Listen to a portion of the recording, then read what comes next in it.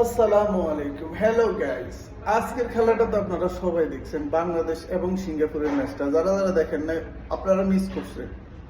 অসংখ্য খুব সুন্দর ভালো একটা ম্যাচ হয়েছে বাংলাদেশ সিঙ্গাপুরের ম্যাচটা।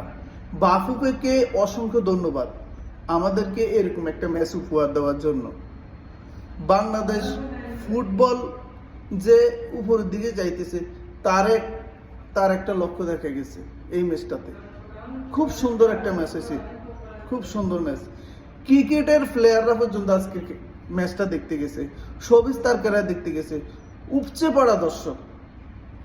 কি সুন্দর একটা ম্যাচ ছিল, আমি ম্যাচটা দেখছি, খুবই ভালো ছিল ম্যাচটা।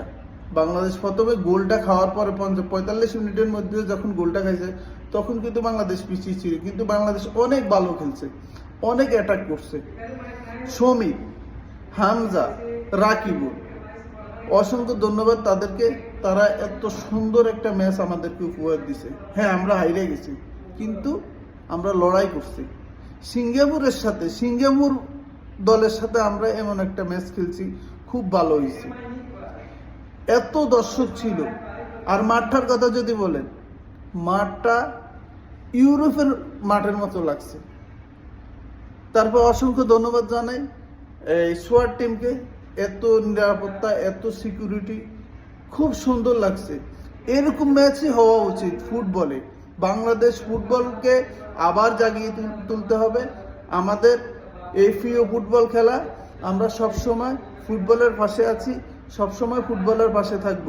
বাবুকে ধন্যবাদ, তাবিদ আউয়ালকে ধন্যবাদ। আপনি এত সুন্দর একটা খেলা উপহার দেওয়ার জন্য।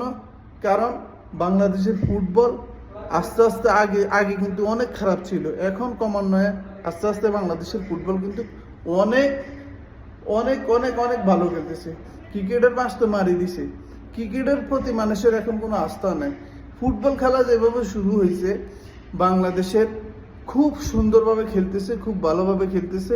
এভাবে যদি খেলতে থাকে, আমরা যদি আরও কিছু ভালো প্লেয়ার কালেক্ট করতে পারি, তাহলে আমাদের দেশে বাংলাদেশের ফুটবলে অনেক উন্নতি আসবে। অনেক ঢাকা শহরের অলিতে গলিতে যত জায়গা আছে, সব জায়গা থেকে দর্শক আসছে। কারণ ফুটবল বাংলাদেশের প্রিয় খেলা। এটাই বুঝাইছে যে বাংলাদেশের ফুটবল এখনো হারিয়ে যায়নি, এখনো বাংলাদেশের ফুটবল আছে, এখনো বাংলাদেশের ফুটবল আছে, মইরা যায় না। ক্রিকেট আমাদের থেকে বিদায় নিছে, আমরা সবাই জানি, কিন্তু ফুটবল এখনো আছে। ফুটবলের মানুষের প্রতি যে আস্থা, ফুটবলের প্রতি যে আস্থা মানুষের, এটা এখনো আছে, থাকবে সারা জীবন। কিন্তু আমাদের